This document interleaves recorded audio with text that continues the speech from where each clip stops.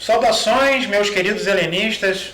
Prazer, uma honra muito grande estar com vocês novamente, mesmo que de forma virtual. Esse vídeo serve como um complemento à nossa aula anterior, na qual nós começamos a estudar a maravilhosa língua grega. Na aula passada, o nosso objetivo foi basicamente apresentar o curso, apresentar o alfabeto, realizar alguns exercícios. Eu vou rever esses pontos, eu vou comentar brevemente o que nós já vimos, mas quero comentar sobre essa frase que está aí, en arché en ho logos. Bem, uma frase que, como vocês sabem, vem do Evangelho de João 1.1, é uma frase muito importante, por vários aspectos teológicos, que não vamos debater aqui.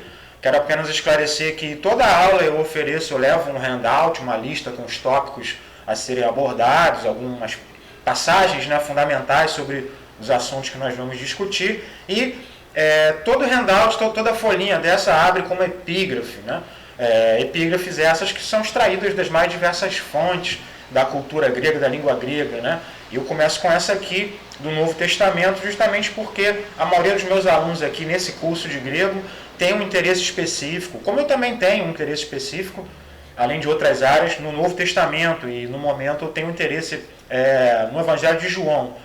Bem, nosso objetivo, como eu falei, não é discutir teologia, mas essas sentenças que em outro momento vai ser da filosofia, vai ser do teatro, da poesia, mas a característica comum de todas elas é destacar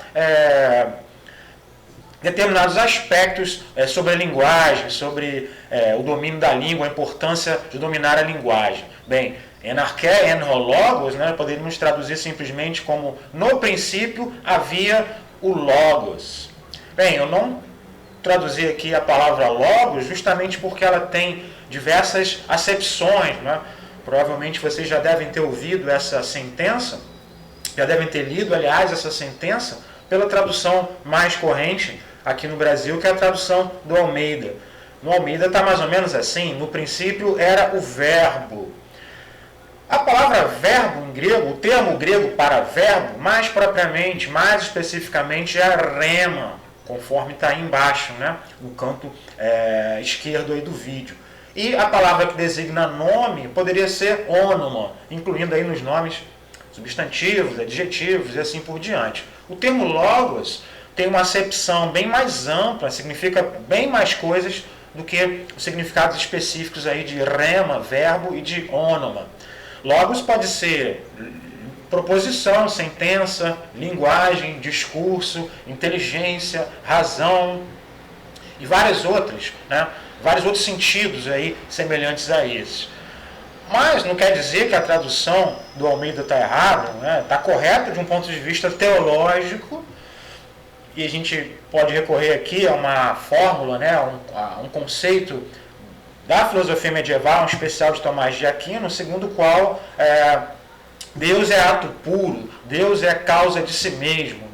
Isso é um símbolo, digamos assim, isso é uma marca de seu poder absoluto, porque ele é o único ser que tem em si mesmo a sua própria causa. E nesse sentido, isso nos revela um poder absurdo. Portanto, quando se diz logos, e o Almeida talvez utiliza rema para traduzir logos, o objetivo é realçar justamente esse poder, realçar esse domínio da divindade. E, obviamente, faz alusão lá ao comecinho do Gênesis, no qual se diz que façam-se as coisas e as coisas se fizeram, faça-se a luz, por exemplo.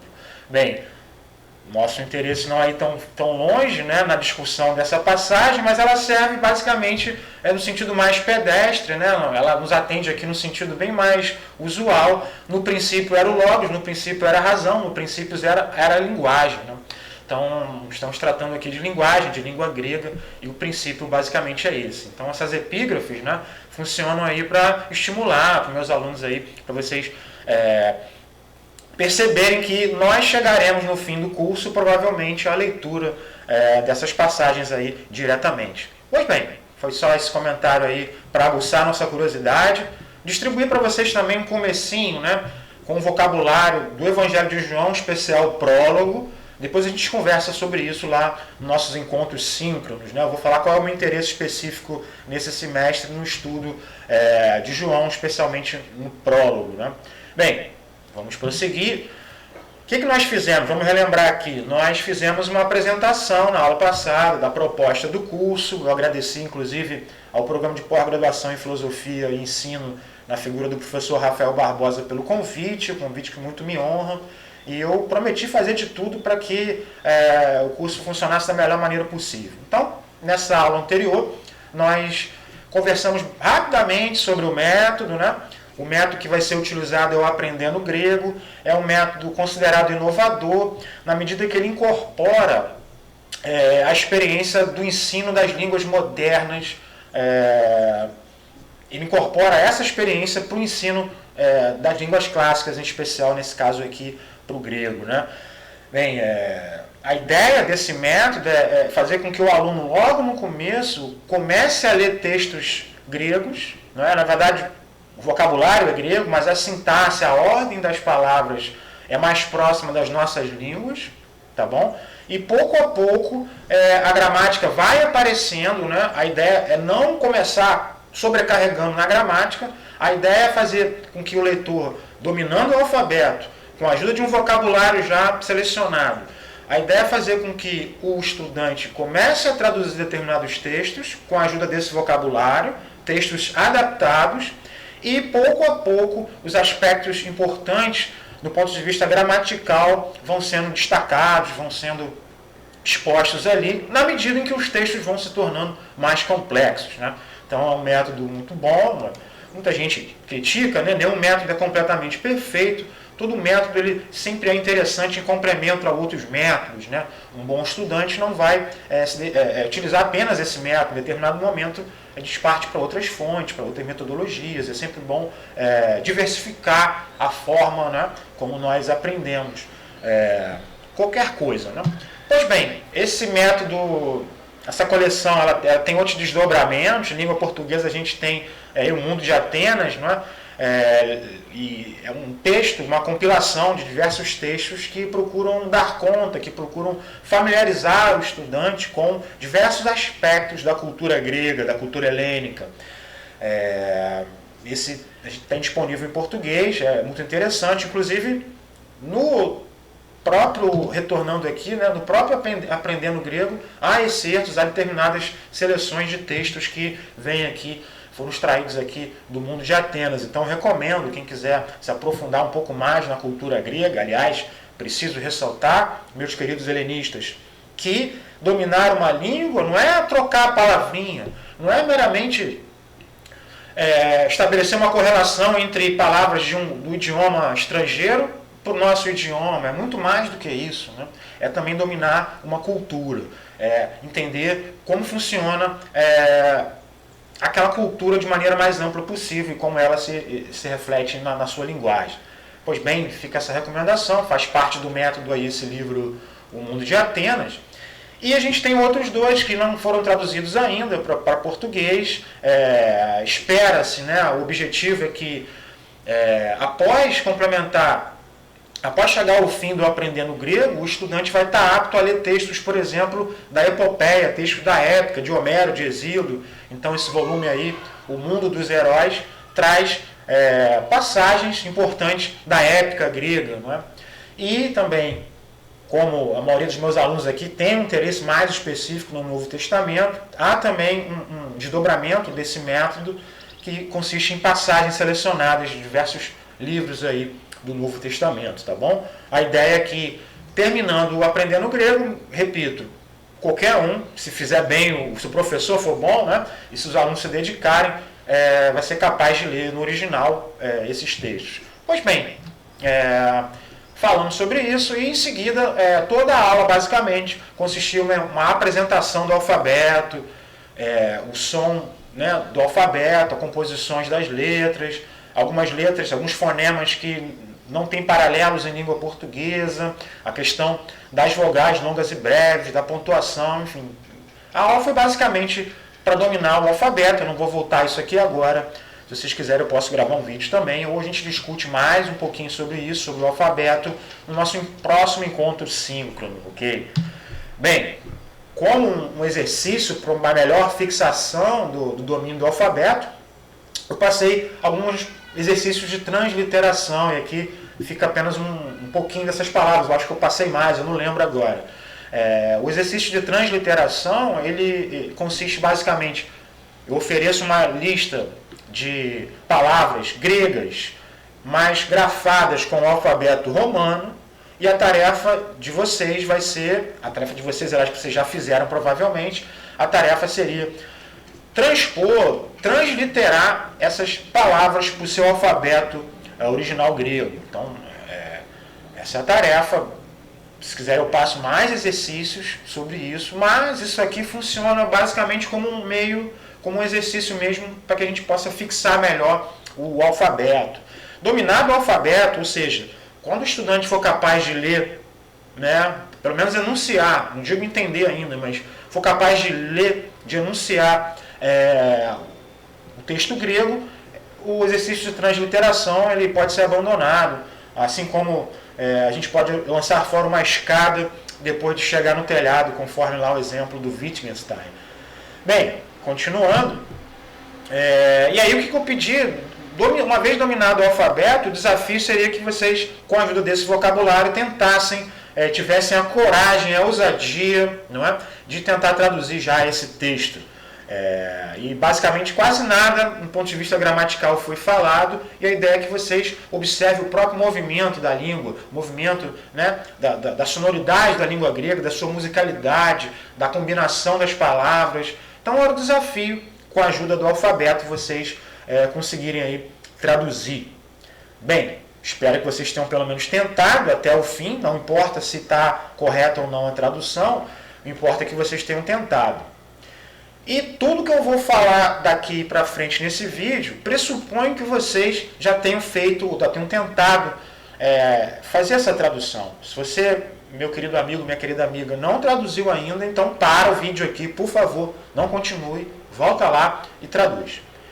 Bem, uma dica que eu dei, eu pedi para que vocês traduzir, repito, lembrando uma saudosa professora Glória, né? Me arrependo muito de não ter ouvido mais os meus mestres, porque provavelmente hoje seria um professor melhor, né? Mas tudo que eu sei e é pouco eu agradeço aos meus mestres. Pois bem, lembro essa frase que ela sempre repetia. Traduzir grego não é trocar palavrinhas, escrever uma palavrinha em língua portuguesa que seria a tradução dessa palavrinha em grego que está ali. Não, é muito mais do que isso. Então, o que eu pedi para vocês, como eu pedi, né, que fosse feito a tradução? Vocês iam copiar para o caderno, pode ser em caneta o texto grego até o ponto, tá bom?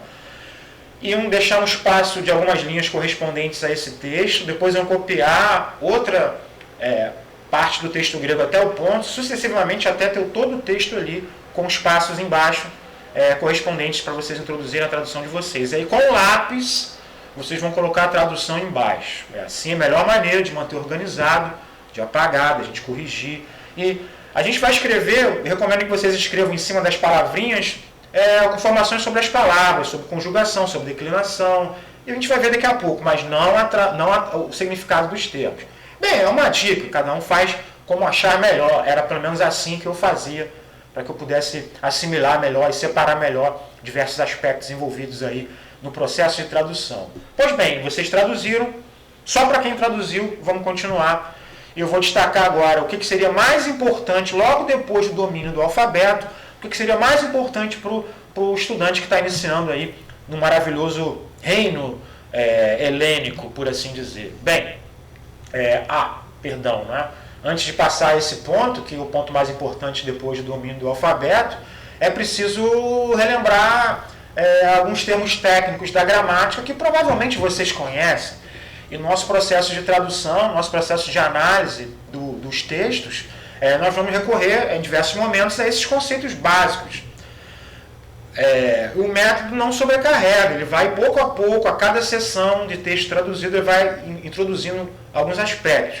Mas esses conceitos são fundamentais e ele logo abre a parte lá da gramática, dos exercícios, né, o volume lá que vocês provavelmente têm, relembrando conceitos aí fundamentais da gramática, que a gente aprende, sei lá, não na alfabetização, mas no primário a gente começa a aprender isso, né? Bem, substantivo, né, primeira noção. Tomemos a sentença aí ilustrada, a mulher persuade o homem. Nessa oração, é óbvio, todo mundo aqui... Qual é o sujeito aqui, né? Quais são os substantivos? Perdão. Mulher e homem. E a gente tem o verbo, depois a gente comenta sobre o verbo. Então são substantivos. Quanto aos substantivos, em grego a gente pode falar em 3 gêneros.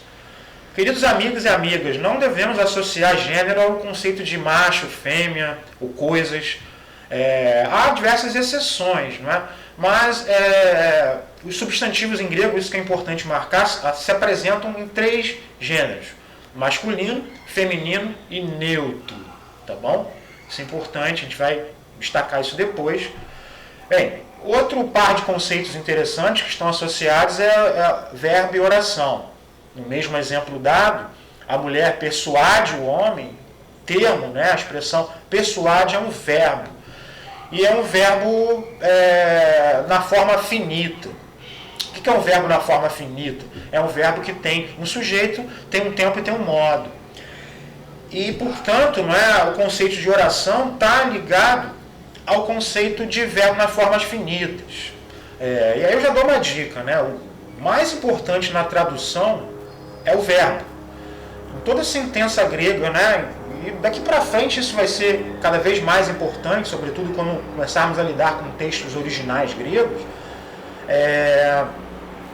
É importante, né, encontrar o verbo na forma finita, porque encontrando o verbo na forma finita eu vou saber o que pode ser o sujeito, enfim, e assim por diante. Então, normalmente, um período, né, uma frase, no sentido mais amplo, mas um período é composto de pelo menos uma ou mais orações, e sendo que cada oração é constituída por um verbo na forma finita. Tá bom? E em um período com diversas orações, essas orações estabelecem entre si determinadas relações lógicas, né? Determinadas relações hierárquicas que nós chamamos de subordinações, de maneira geral, né? Então, normalmente as orações subordinadas são introduzidas aí depois de termos específicos, como quando, depois que, apesar de, então, se, desde que, enfim. Temos vários operadores aí que introduzem orações subordinadas, ok? Gente, eu estou falando rápido porque isso provavelmente vocês já sabem.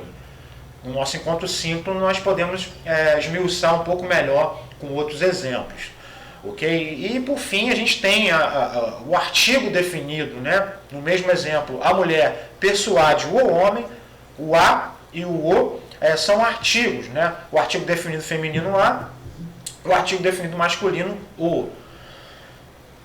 Por fim, para finalizar essa rememoração de conceitos básicos da gramática, a noção de sujeito e objeto. No mesmo exemplo, na mesma sentença, a mulher persuade o homem, o sujeito da oração é normalmente aquele que empreende, aquele que realiza o homem. Quem está persuadindo aqui o homem? A mulher. Né? Lembre, o sujeito não é o assunto tratado pela oração, mas quem executa a ação.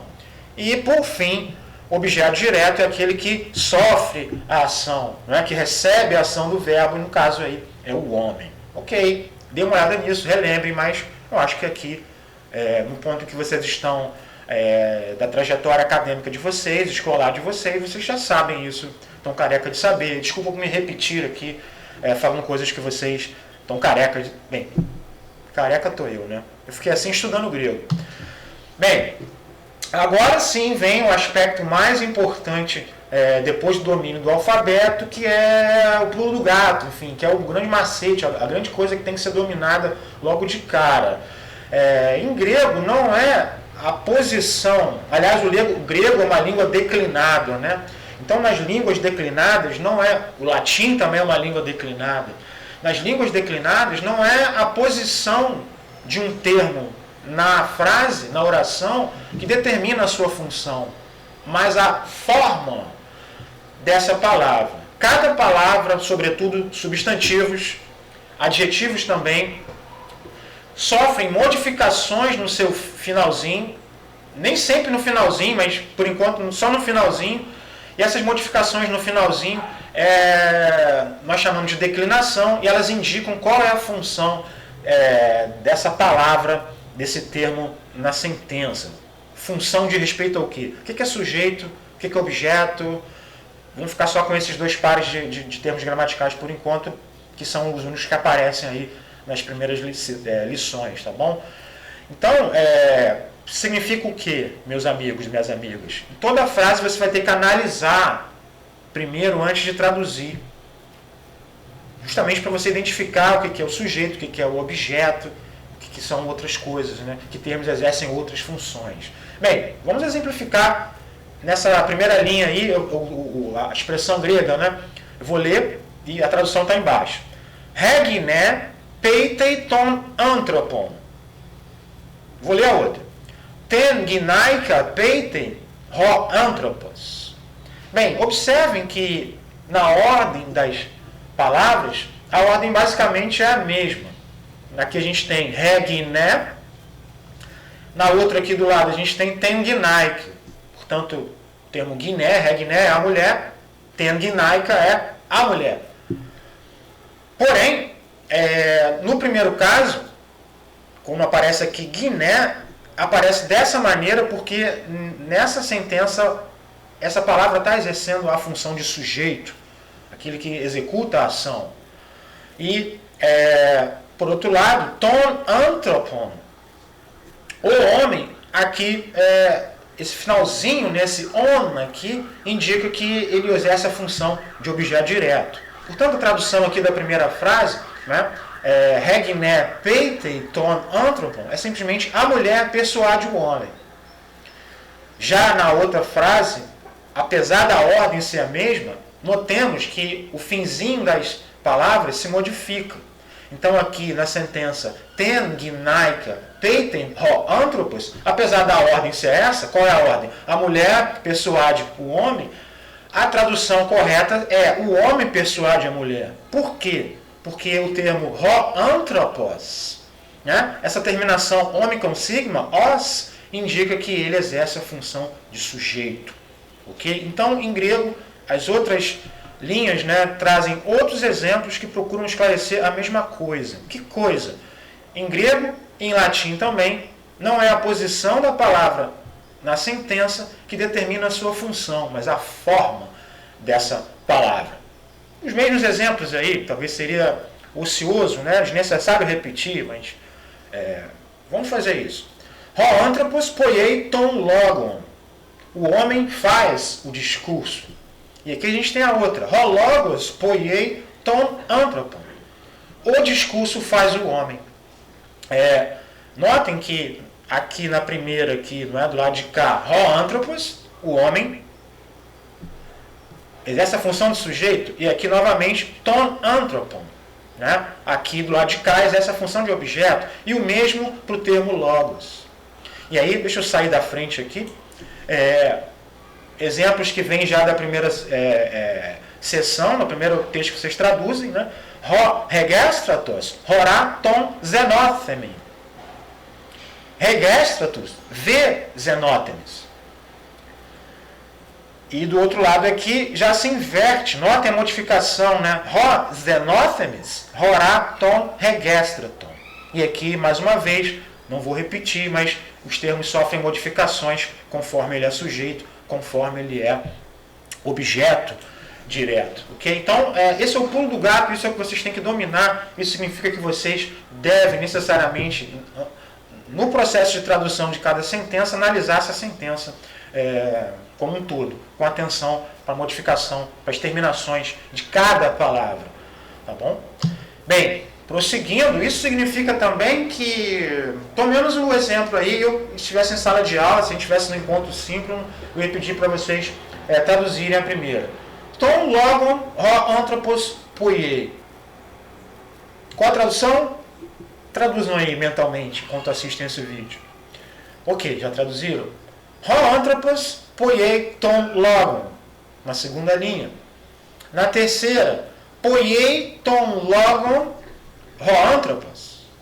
E na quarta e última, ton logon poiei ho anthropos. Qual a tradução da primeira? O homem faz o discurso.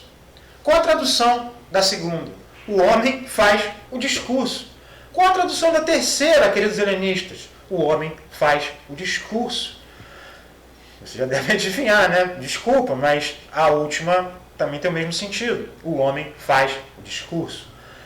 Portanto, em grego, repito, isso é um outro exemplo, uma outra tela para exemplificar o que eu expliquei na anterior, é a forma da palavra, do substantivo, do adjetivo, principalmente, que determina a sua função sintática na linha, ok? Isso vocês devem lembrar desde já.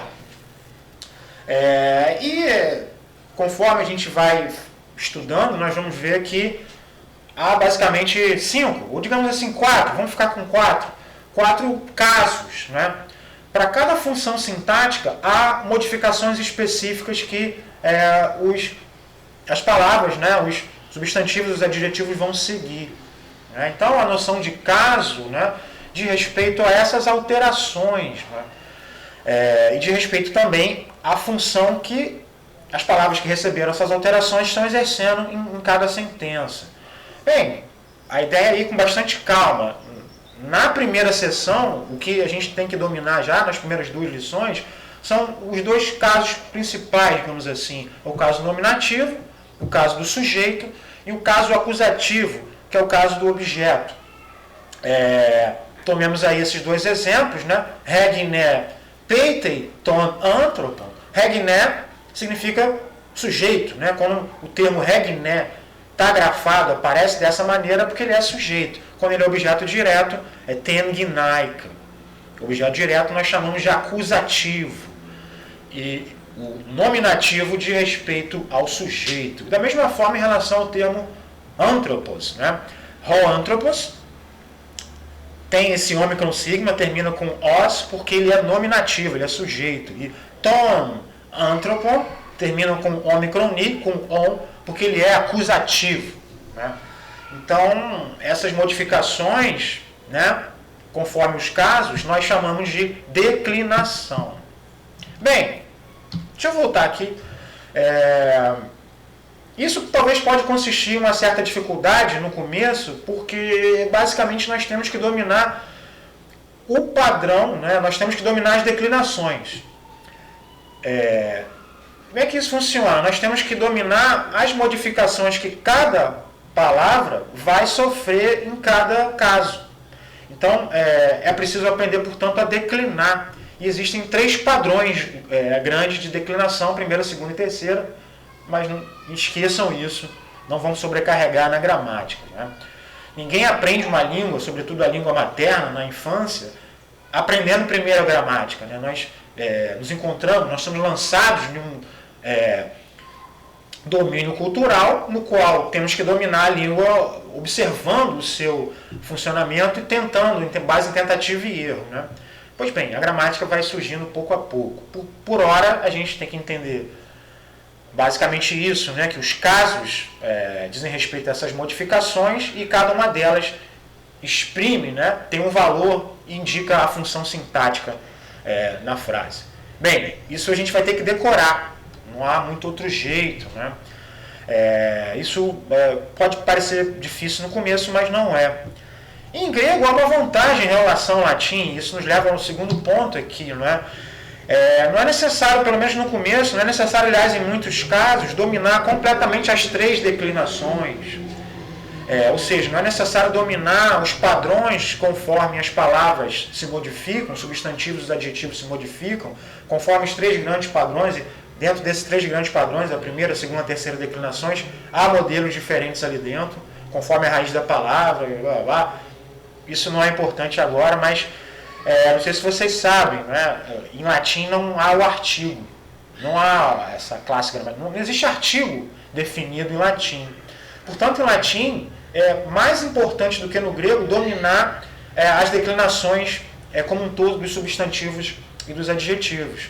Mas em grego, o artigo definido para os 3 gêneros, e é mais fácil dominar os artigos definidos, não é? E eles vão seguir o mesmo padrão, e dominando esses artigos, sempre que eles aparecerem antepostos a um substantivo, haverá uma concordância entre os dois, né?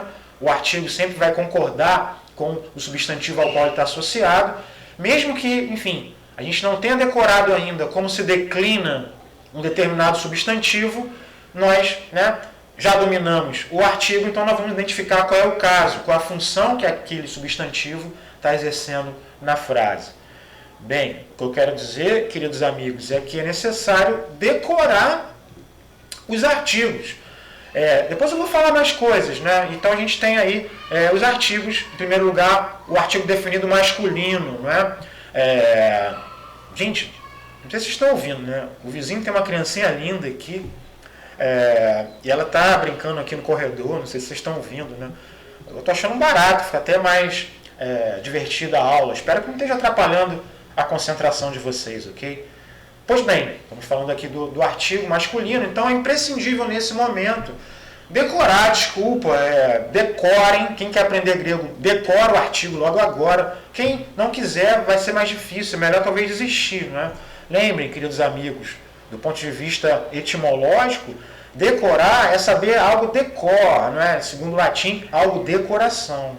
Então não é nada frio, conforme o termo depreciativo decoreba hoje nos dá a entender, né? Etimologicamente, quanto à sua origem, decorar é saber algo com sentimento, saber algo com o coração.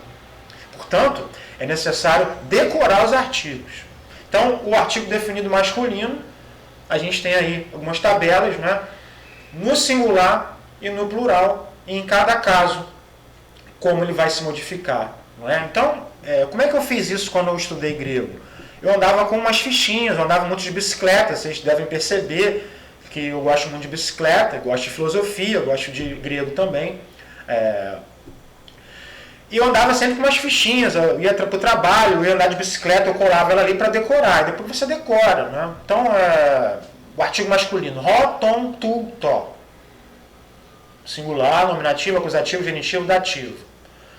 Plural, roi, tus, tom, tois. Decore, como se fosse uma música. Ro, tom, tu, to. Roi, tus, tom, tois. E óbvio, associem ro, nominativo, tom, acusativo, tu, genitivo, to, dativo, singular, roi, respectivamente, né? Roi, tus, tom, tois, os mesmos casos no plural. E o feminino, o artigo feminino, decore, né? Vamos lá na ordem aí. Re, tem, tes, te. Singular. Rai, tas, tom, tais. No plural. O artigo definido neutro, né? To, tu, tu,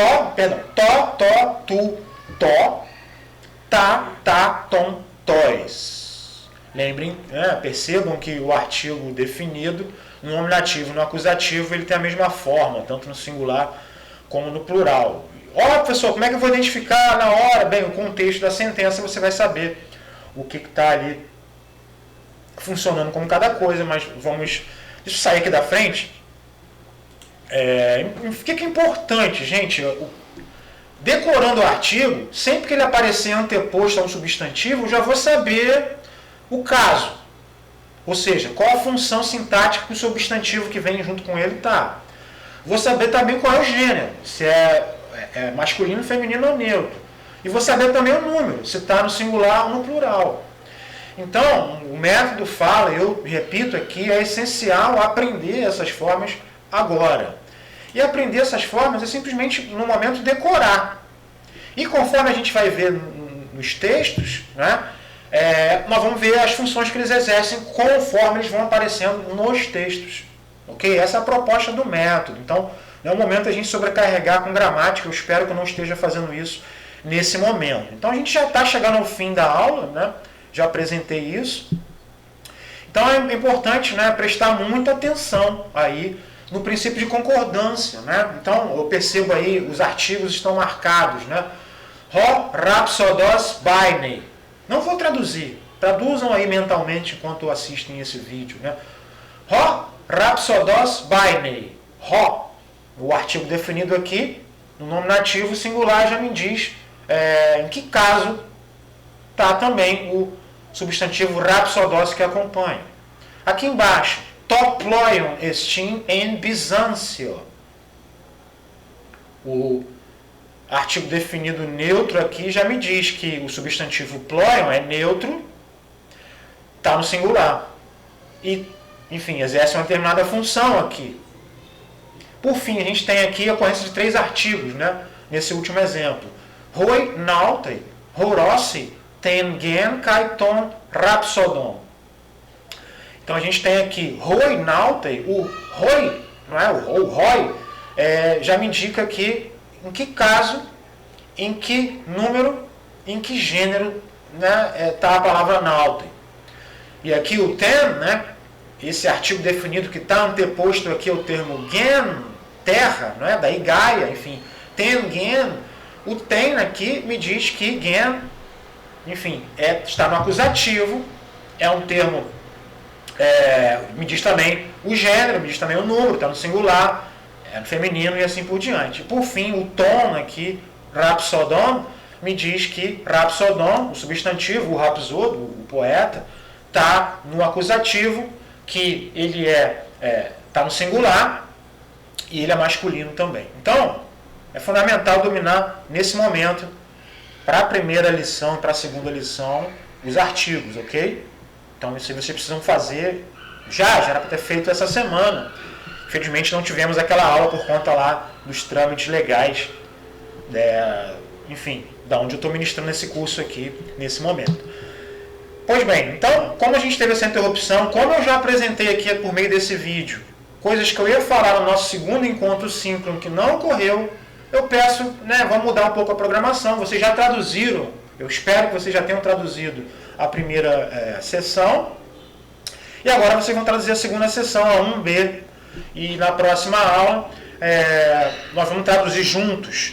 Não vou traduzir no vídeo os textos.